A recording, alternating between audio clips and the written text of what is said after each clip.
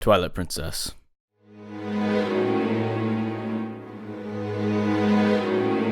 Few games have impacted me as deeply as Twilight Princess. People say Twilight Princess is just a rehash of Ocarina of Time, making it feel somewhat bland, but come on, you get to turn into a wolf, you got a little goblin lady riding on your back, I mean, what more could you want? Stop being so picky.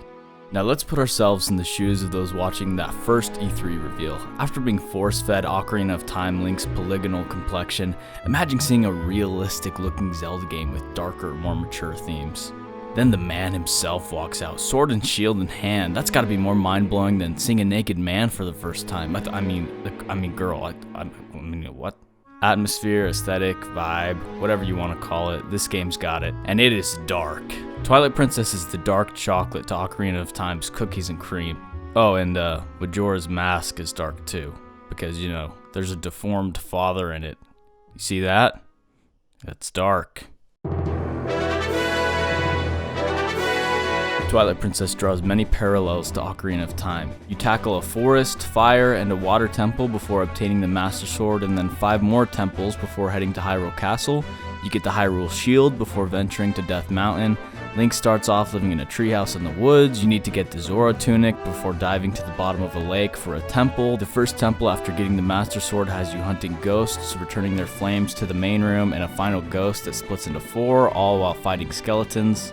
But Twilight Princess doesn't just follow in Ocarina's footsteps, it improves on many of its mechanics. You can swing your sword and use other items while riding Epona rather than being limited to just a bow. The fishing system is expanded upon with a rod you can use anywhere alongside a designated fishing area. Instead of a single hook shot, you get 2, allowing you to grapple from one anchor point to another without touching the ground. You can also control the chain length to move up and down. Iron boots are now an equipable item, so you no longer have to open the inventory screen every time you want to use them. The boots also have more uses, from acting as magnets to sumo wrestling Gorons to weighing down switches. The bow and arrow feels much smoother, especially with the Wii Remote or gyro controls, and now you can attach bombs to arrows or use a scope for long-range shots. And look at the size of Hyrule Field, it's easily 4 times the size of Ocarina of Time's. Twilight Princess's world feels huge to me, not just because of the map's size, but because of the heart poured into each area, character, and piece of music. The soundtrack in particular helps define each location, making each area feel distinct. On this most recent playthrough, I even discovered a track I don't think I've heard before.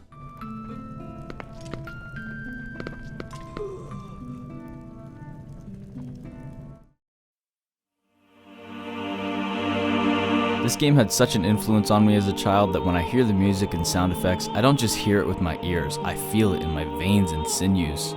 The music does something to me. It brings me back to a place where I don't have to worry about money or career or relationships, back to a place where I'm not riddled with the inadequacy I feel trying to be an adult, back to a place where all I have to worry about is going to school, except it's a Saturday, so I don't have to worry about anything. Twilight Princess's world feels much larger than Breath of the Wild's, despite Breath of the Wild technically having the bigger map. But Breath of the Wild is mostly just open fields, whereas Twilight Princess creates a sense of scale through its variety in environments and music. In Breath of the Wild, there are essentially 3 main settings: fields, divine beasts and shrines, and Hyrule Castle. And because so much of a game's setting is shaped by its music, when every area sounds the same, it all starts to blur together. After hearing Breath of the Wild's same minimalist piano jingles for the 1000th time, the world starts to feel dull and diluted. Meanwhile, Twilight Princess gives each area a unique theme, making them feel distinct and engaging.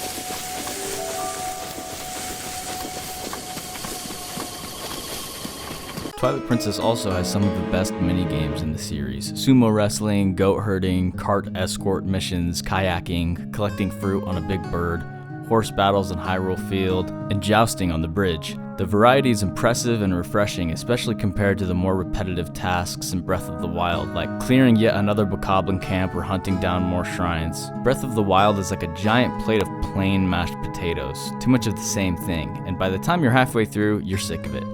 Twilight Princess, on the other hand, is like a loaded baked potato. Each bite introduces a new flavor: bacon bits, chives, butter, sour cream, cheese.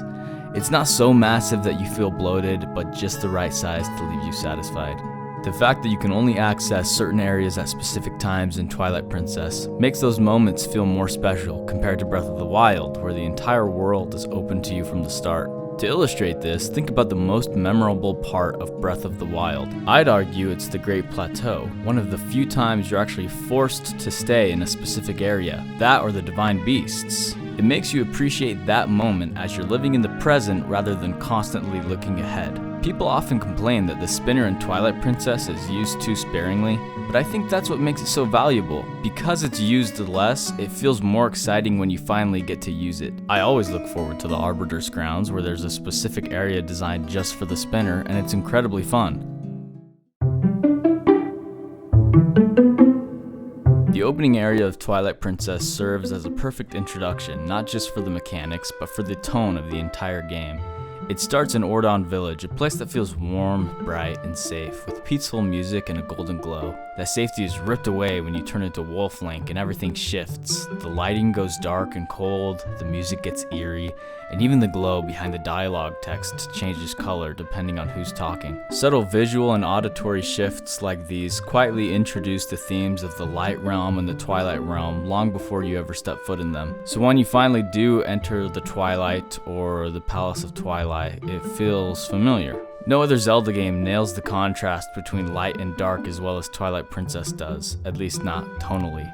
Twilight Princess also takes the time to introduce you to characters so you actually care about them. When you come back to Ordon as Wolf Link for the sword and shield, you already know the people and the town, which makes it even more jarring to find enemies in your front yard and to have normally friendly characters become hostile. The second trip through the village is also a perfect tutorial for wolf gameplay.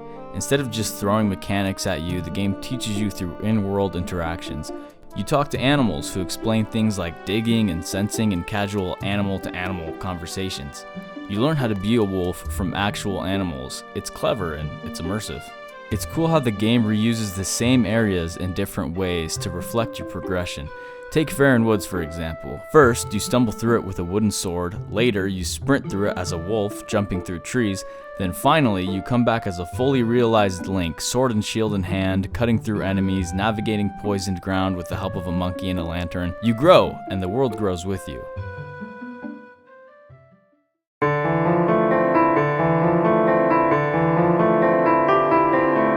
As a side character, Midna is so much more than just a way for the game designers to tell you where to go next.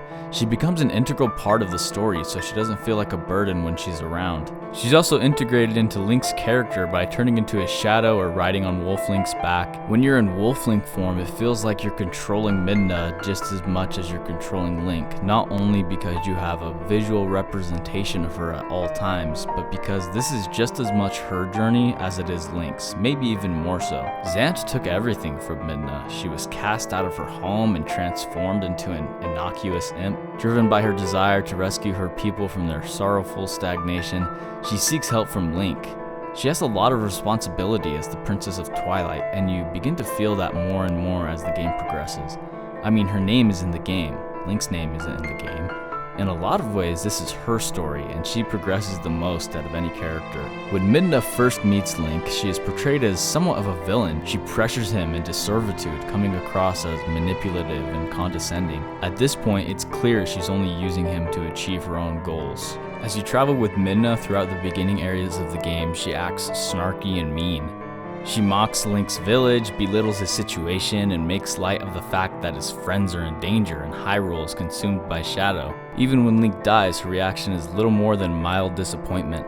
She sarcastically refers to Link as hero, making it clear she doesn't take him or his mission seriously. At first, Midna uses Link as a means to achieve her own goals, caring little for the world of light and solely focused on saving her own realm.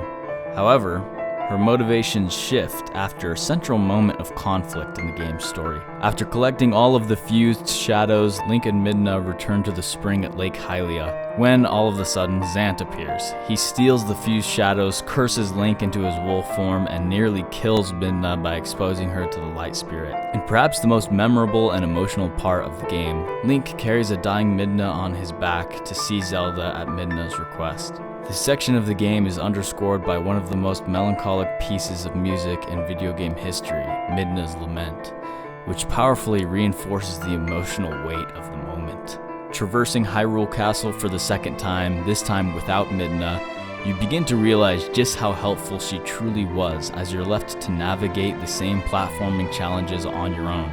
But now your motivation has shifted. You're no longer just trying to complete a task, you're fighting to save Midna.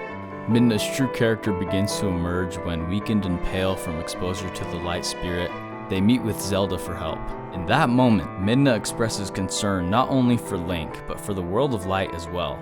Then, to Midna's disapproval, Zelda sacrifices herself to save Midna. After being saved by Link and Zelda's kindness, her demeanor and even her tone of voice change, signaling a shift in her character.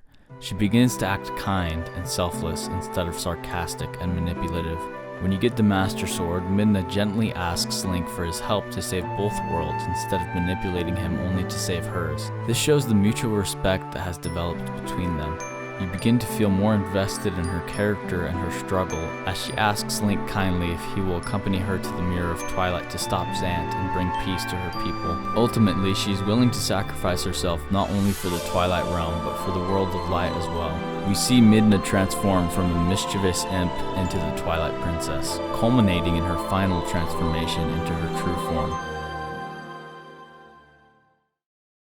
One character I think deserves more appreciation is Zant. I really like him as a villain. At first he appears as a dark, menacing figure, almost like a Darth Vader-esque conqueror, but over time that image unravels, revealing him as a delusional puppet clinging to a false sense of power and control. Introduced as the so-called King of Twilight, Zant is eventually exposed as a usurper who stole the throne from Midna with the help of Ganondorf. His tone and demeanor shift drastically from cold and intimidating to shrill, erratic, and almost pitiful.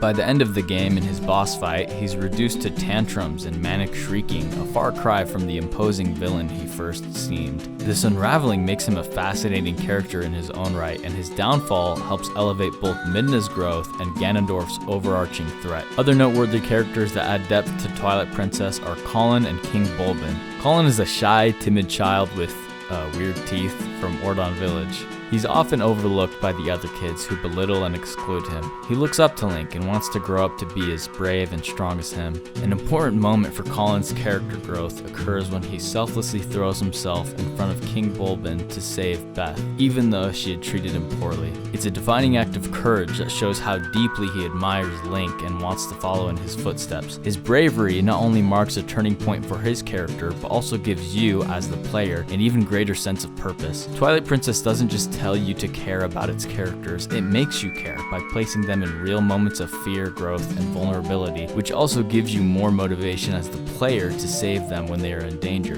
King Bulbin as well, the king of the Bulbins, who you have various encounters with throughout the game. King Bulbin becomes more difficult with every fight, reflecting his own and Link's growth. After your last fight, he acknowledges that you have become the strongest and that you have earned his respect. What started out as a basic bad guy slowly progressed into a character whose relationship with Link acts as an indicator for how strong Link has become throughout his journey. All of the character designs in Twilight Princess are very charming and unique. Just look at the variety of detailed character models at Castletown that serve no purpose other than to add richness to the world. Compare this to the bland, non-playable characters in Breath of the Wild who all look like slight variations of each other. The only characters with any personality in Breath of the Wild are the dead ones.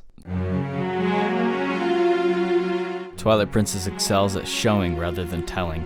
It introduces mechanics organically, showing you what something does, then immediately giving you the chance to try it for yourself. Instead of Midna constantly interrupting with obvious hints, the game trusts you to observe and learn, which makes her feel more like a companion rather than a nagging guide. This restraint contributes to her being a more likable character and lets you fully immerse yourself in temples. As a result, each temple feels like a genuine adventure, something you're exploring and solving on your own, not just ticking items off a to-do list handed out by a side character.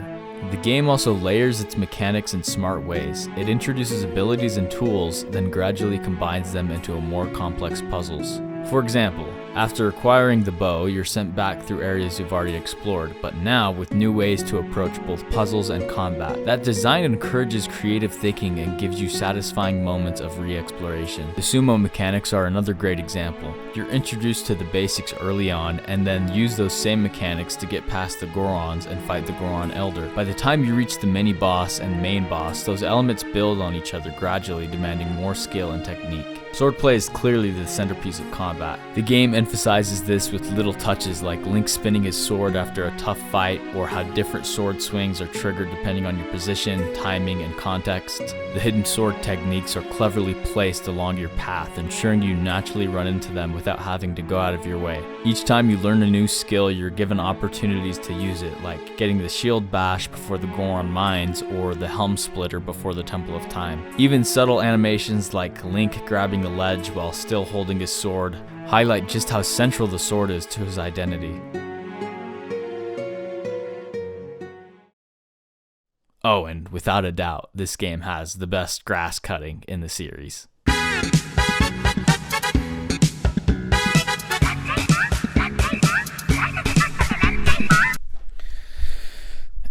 Anyway, that's Twilight Princess. I don't know. What can I say? It's a good game.